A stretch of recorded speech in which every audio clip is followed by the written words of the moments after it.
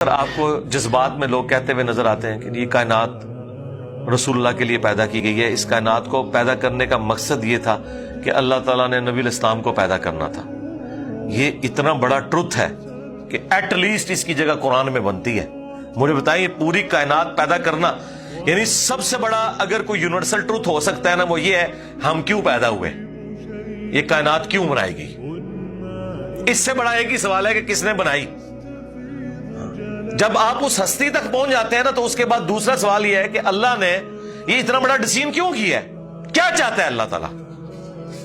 تو آپ کو بتاتے ہیں کہ یہ اس لیے کہ یہ ایک عاشق اور معشوق والا معاملہ وہ کر کے اور اللہ اور اس کے رسول کے ساتھ اسے جوڑ کے وہ کہتے ہیں کہ جی وہ اللہ تعالیٰ نے فرمایا کہ اے نبی میں تجھے نہ پیدا کرتا تو یہ کائنات پیدا نہ کرتا۔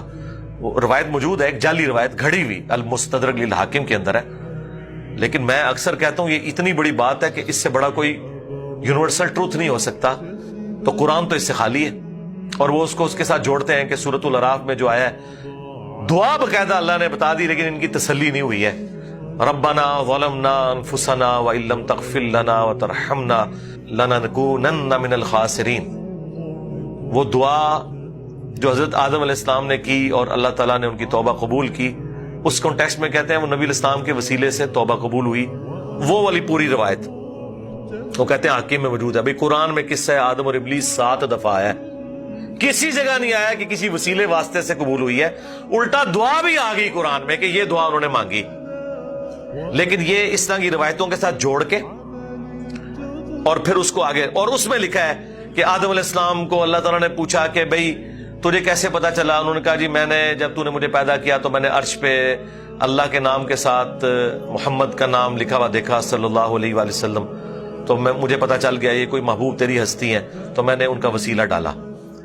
پھر تو اللہ تعالیٰ نے اس کے جواب میں کہا کہ ہاں وہ ہستی ہیں تمہاری اولاد میں آئیں گی، اور اگر میں انہیں نہ پیدا کرتا تو میں یہ کائنات پیدا نہ کرتا، یہ کائنات میں نے ان کے لیے پیدا کی ہے۔